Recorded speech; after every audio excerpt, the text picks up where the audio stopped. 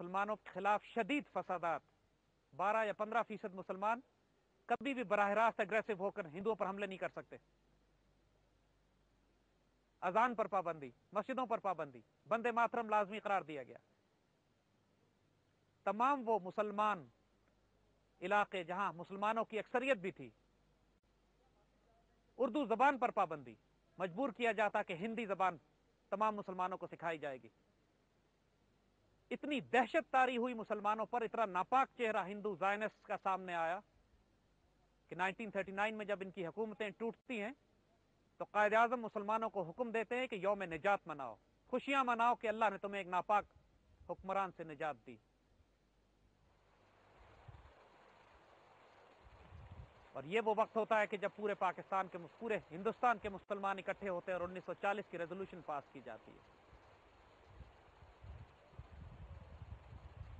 1940 کی ریزولوشن میں محکم فیصلہ کر لیا جاتا ہے کہ انشاءاللہ پاکستان کا قیام اب وجود میں لایا جائے گا. اور اس کے بعد ایک جنون اور دیوانگی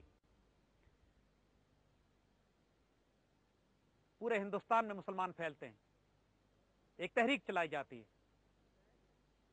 یہ وہ وقت ہے کہ جب دوسری جنگ عظیم برپا ہے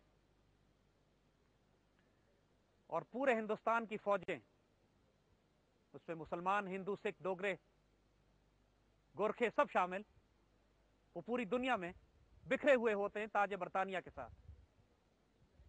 اور مسلمان یہاں پر شہری قیادت، قائد اعظم کی قیادت میں پاکستان کی تحریک چلائی جا رہی ہے.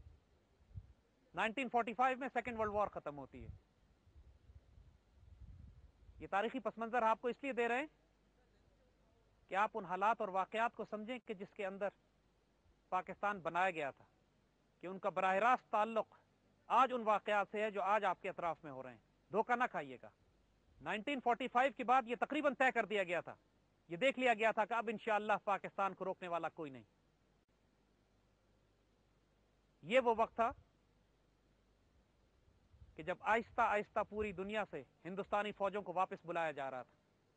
انگریزوں نے ایک خاص پلان کے تحت ہندو اور سکھ اور گورکھا فوجوں کو واپس پہلے بلانا شروع کیا اور مسلمان فوجیں بکھری رہیں دنیا میں. جو ہندو اور گورکھا فوجی واپس آتے تھے، سکھ فوج واپس پہنچتی تھی، انہوں نے ہندوستان میں سکھ دستے، بجرنگ دل، RSS، ہندو ایکسٹریمسٹ، انتہا پسند دہشت گرد تنظیموں کو تربیت دینا شروع کی.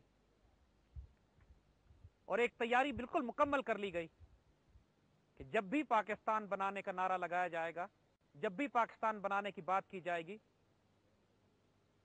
ہندوستان سے مسلمانوں کا صفایا کیا جائے گا.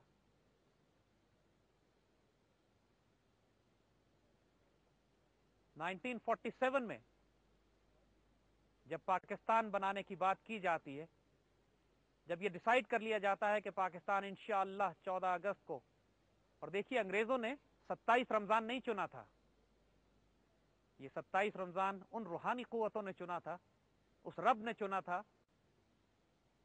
جس نے اپنی مہر ثبت کرنی تھی اس ملک کے اوپر، یہ دنیا کو بتانے کے لیے کہ یہ کوئی عام ملک نہیں،